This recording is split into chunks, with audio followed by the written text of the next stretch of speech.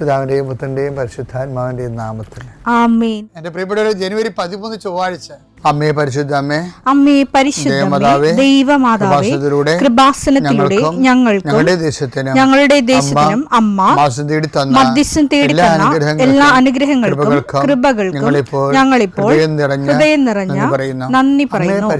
അമ്മേ പരിശുദ്ധമ്മേ, ദൈവമാതാവേ, 2004 ഡിസംബർ 7 ഉച്ചകഴിഞ്ഞ് 2:30 കൃപാസനത്തിൽ സംഭവിച്ച അമ്മയുടെ പ്രത്യക്ഷപ്പെടലിനെ കുറിച്ച് തിരുസഭയ്ക്ക് സമർപ്പിച്ചിരിക്കുന്ന പഠനരേഖകളുടെ മേൽ സഭാത്മകമായ പഠനം ആരംഭിക്കുവാൻ ഞങ്ങൾ പ്രാർത്ഥിക്കുന്നു. അമ്മേ പരിശുദ്ധമേ, ഭൂസ്വർലോകങ്ങളുടെ രാജ്ഞിയായ അങ്ങേയ്ക്ക് ഭൗമസംരക്ഷണത്തിനായി പ്രപഞ്ചപ്രകൃതിയെ തന്നെ തിരുസഭ പ്രതിഷ്ഠിക്കുവാൻ ഈ പ്രത്യക്ഷീകരണം വഴി ഇടയാക്കണമേ. പരിശുദ്ധമേ, ജപമാല മാതാവേ, സകല കൃപാസനം പ്രാർത്ഥനയോടും ചേർത്ത് ഞങ്ങളിപ്പോൾ പ്രാർത്ഥിക്കുന്ന ഈ കുടുംബത്തിന്റെ പ്രത്യേക നിയോഗം പറ മക്കളെ.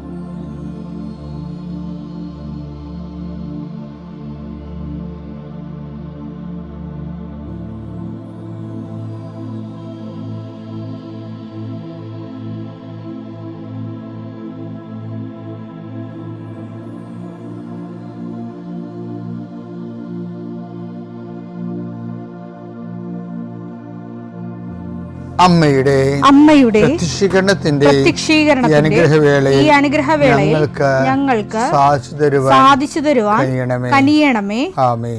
വിശ്വാസ പ്രമാണം. സർവശക്തനായ പിതാവും ആകാശത്തിന്റെയും ഭൂമിയുടെയും സൃഷ്ടാവുമായ ദൈവത്തിൽ ഞാൻ വിശ്വസിക്കുന്നു. അവിടുത്തെ ഏകപുത്രനും ഞങ്ങളുടെ കർത്താവുമായ ഈശോ മിശിഹായിലും ഞാൻ വിശ്വസിക്കുന്നു.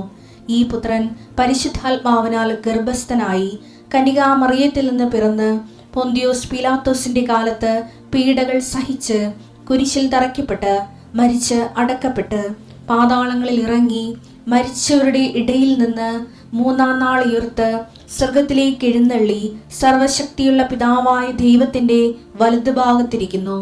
അവിടെ നിന്ന് ജീവിക്കുന്നവരെയും മരിച്ചവരെയും വിധിക്കുവാൻ വരുമെന്നും ഞാൻ വിശ്വസിക്കുന്നു. പരിശുദ്ധാത്മാവിലും ഞാൻ വിശ്വസിക്കുന്നു. വിശുദ്ധ കത്തോലിക്കാ സഭയിലും പുണ്യവാന്മാരുടെ ഐക്യത്തിലും പാപങ്ങളുടെ മോചനത്തിലും ശരീരത്തിന്റെ ഉയർപ്പിലും നിത്യമായ ജീവിതത്തിലും ഞാൻ വിശ്വസിക്കുന്നു. ആമേൻ. സുഖസ്ഥനായ ഞങ്ങളുടെ പിതാവേ, അങ്ങയുടെ നാമം പൂജിതമാകണമേ. അങ്ങയുടെ രാജ്യം വരണമേ. അങ്ങയുടെ തിരുമനസ് സ്വർഗത്തിലെ പോലെ ഭൂമിയിലും ആകണമേ. അന്നു വേണ്ടുന്ന ആഹാരം ഇന്ന് ഞങ്ങൾക്ക് തരണമേ. ഞങ്ങളോട് തെറ്റ് ചെയ്യുന്നവരോട് ഞങ്ങൾ ക്ഷമിക്കുന്നത് പോലെ ഞങ്ങളുടെ തെറ്റുകൾ ഞങ്ങളോടും ക്ഷമിക്കണമേ. ഞങ്ങളെ പ്രലോഭനത്തിൽ ഉൾപ്പെടുത്തരുതേ, തിന്മയിൽ ഞങ്ങൾ രക്ഷിക്കണമേ. ആമേൻ. നന്മ നിറഞ്ഞ മറിയമേ, സ്വസ്തി. കർത്താവ് അങ്ങയുടെ കൂടെ സ്ത്രീകളിൽ അങ്ങ് അനുഗ്രഹിക്കപ്പെട്ടവളാകുന്നു. അങ്ങയുടെ ഉദരത്തിൻ ഫലമായി ഈശോ അനുഗ്രഹിക്കപ്പെട്ടവനാകുന്നു. പരിശുദ്ധ മറിയമേ, തമ്പുരാന്റെ അമ്മേ, പാപികളായ ഞങ്ങൾക്ക് വേണ്ടി ഇപ്പോഴും ഞങ്ങളുടെ മരണസമയത്തും തമ്പുരാനോട് അപേക്ഷിക്കണമേ. ആമേൻ. കർത്താവേ, നിന്റെ ഉന്നതമായ നാമത്തിന് സ്തോത്രം ചെയ്യുന്നു. കർത്താവേ, നിന്റെ വിശുദ്ധ പൗരോഹിത്യത്തെ മഹത്വപ്പെടുത്തണമേ. കർത്താവേ, സഭയിലുള്ള സാന്നിധ്യം പ്രകടമാക്കണമേ. 40 വർഷം ഞാൻ അർപ്പിച്ച കൃപാന്റെ യുഗതിയാൽ കൃപാസനത്താരെ ജീവനോടെ പ്രത്യക്ഷപ്പെട്ട മാതാവിൻ്റെ മധ്യസ്ഥത്താൽ പിതാവിൻ്റെയും പുത്രൻ്റെയും പരിശുദ്ധാത്മാവിൻ്റെ നാമത്തിൽ ഞാൻ നിങ്ങളെ ആശീർവദിക്കുന്നു. ഇന്നത്തെ ദിവസം സമർപ്പിച്ച് പ്രാർത്ഥിക്കുക. കണ്ടുമുട്ടാൻ പോകുന്ന വ്യക്തികളെ മനസ്സിൽ കാണുക. ചെയ്യാൻ പോകുന്ന കാര്യങ്ങളെ മനസ്സിൽ കാണുക. ആരുടെയെങ്കിലും തരത്തിലുള്ള നീരസമോ സങ്കടമോ അല്ലെങ്കിൽ ആരെങ്കിലും ഒരു ഭയമോ എന്തെങ്കിലും വിഷയങ്ങളുണ്ടെങ്കിൽ ആ മേഖലയിലെല്ലാം പരിശുദ്ധമ്മ തൻ്റെ നീല മേലങ്കിയാൽ അങ്ങയുടെ മക്കളെ പൊതിഞ്ഞ് പിടിക്കട്ടെ എന്ന് പ്രാർത്ഥിക്കുന്ന ഇന്നത്തെ എല്ലാ ഉത്തരവാദിത്തങ്ങളും നിറവേറ്റിക്കൊണ്ട് നിങ്ങൾ രാത്രി തിരിച്ചു വരുമ്പോഴേ സമാധാനം നിങ്ങളുടെ ഹൃദയത്തിൽ ഉണ്ടാകാൻ ഇടയാക്കട്ടെ എന്ന് പ്രാർത്ഥിക്കുന്നു.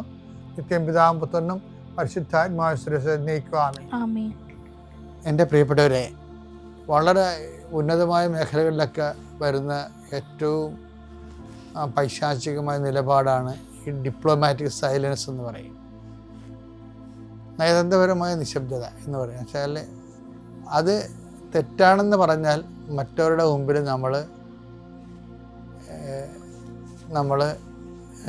നമ്മുടെ നേരെ കൈ ചൂണ്ടപ്പെടും. അതുകൊണ്ട് നമ്മൾ തെറ്റാണെന്ന് പറയണില്ല, ശരിയാണെന്ന് പറയുന്നില്ല. നമ്മൾ നിശബ്ദത പാലിക്കുന്നു. അങ്ങനെ നിശബ്ദത പാലിക്കാൻ വചനത്തിൽ പ്രൊവിഷനില്ല. നിങ്ങളുടെ ഉത്തരം ഒന്നെങ്കിൽ യെസ് അല്ലെങ്കിൽ നോ എന്നാണ് ഈശോ പറയുന്നത്. അപ്പോൾ അവിടെ ഡിപ്ലോമാറ്റിക് സൈലൻസിന് ഇല്ല, പ്രൊവിഷൻ ഇല്ല.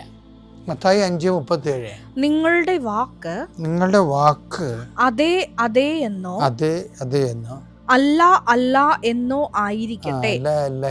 ഇതിനപ്പുറമുള്ളത് ദുഷ്ടനിൽ നിന്ന് വരുന്നു. അപ്പോൾ ഈ ഡിപ്ലോമാറ്റിക് സൈലൻസുകാരെപ്പോഴും ശ്രദ്ധിക്കണം. അത് ദൈവത്തിൽ നിന്നല്ല ഡിപ്ലോമാറ്റിക് സൈലൻസ് വരണത്, ദുഷ്ടനിൽ നിന്നാണ്. എൻ്റെ മക്കൾ, ഞാനെന്ത് ഇങ്ങനെ പറഞ്ഞെന്നറിയാമോ?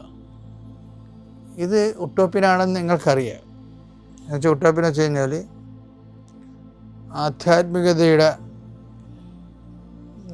നിലം തൊടാത്ത സ്ഥലത്ത് മാത്രമേ ഇത് പാലിക്കാൻ പറ്റത്തുള്ളൂ.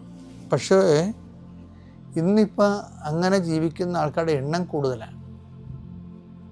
കാര്യം ഉടമ്പടിയുടെ ഓരോ പടികൾ ചെല്ലുന്തോറും മനുഷ്യന്മാർ ദൈവമായിട്ടുള്ള റിലേഷൻസ് വളരെ കലർപ്പില്ലാത്ത റിലേഷൻസൊക്കെ വരുന്നു.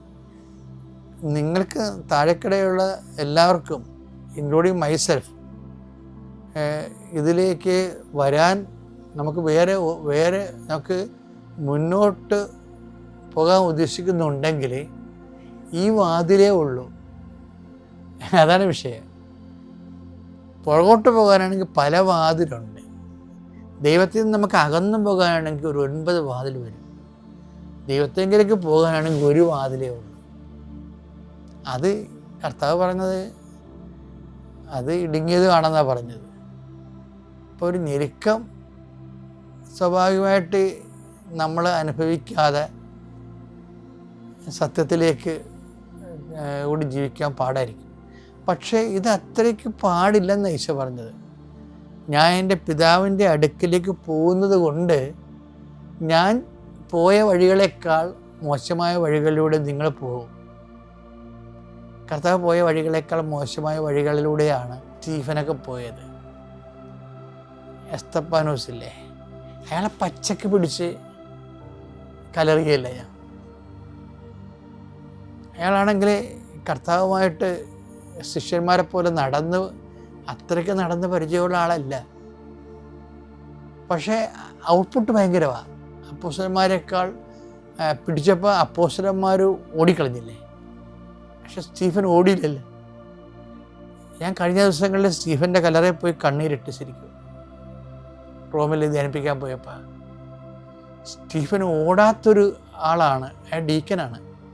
എല്ലാവരും ഓടിക്കളഞ്ഞപ്പോഴും ഓടാത്തൊരു സ്റ്റീഫൻ ഉണ്ടല്ലോ.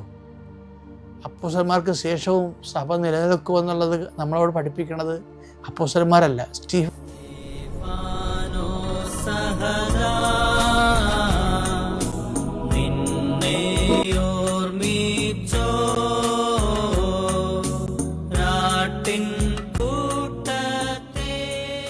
സഭയെക്കുറിച്ചുള്ള രഹസ്യങ്ങൾ നിങ്ങൾ എൻ്റെ മക്കൾ അഭിമാനം കൊള്ളാമെന്ന് പൗലോസ് പറഞ്ഞത് ഇങ്ങനെയാണ്.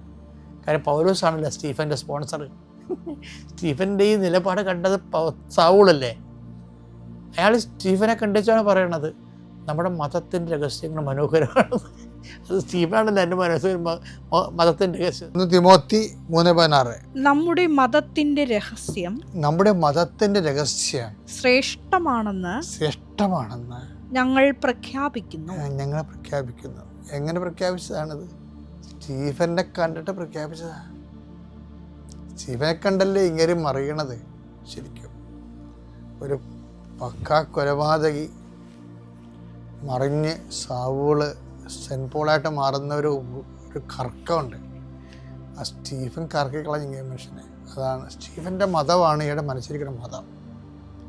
He has not never seen Jesus. ഒരിക്കലും ജീസസിനെ കണ്ടിട്ടില്ല. ജീസസിനെ സ്റ്റീഫനെ കണ്ടോ എന്ന് നമുക്കറിയത്തില്ല. ചെറിയൊരു പാരമ്പര്യം അങ്ങനെ ഉണ്ടെന്നേ ഉള്ളൂ. പക്ഷേ സുവിശേഷ ജീവിതം, 10,000ങ്ങളുടെ സുവിശേഷ ജീവിതം കണ്ട ഒരു മനുഷ്യനാണ്. ഈ മനോഹരമാണ് മതത്തിൻ്റെ രഹസ്യമെന്ന് പൗലോസിനെ കൊണ്ട് പറയിപ്പിക്കാൻ വേണ്ടി പ്രേരണയായത്. എപ്പോഴും ഓർക്കണം, ഇങ്ങനെ ഒരു വിശ്വാസത്തിലേക്ക് വരാൻ കഴിഞ്ഞതിലെ ദൈവത്തോട് നന്ദി പറയണം. Praise the Lord.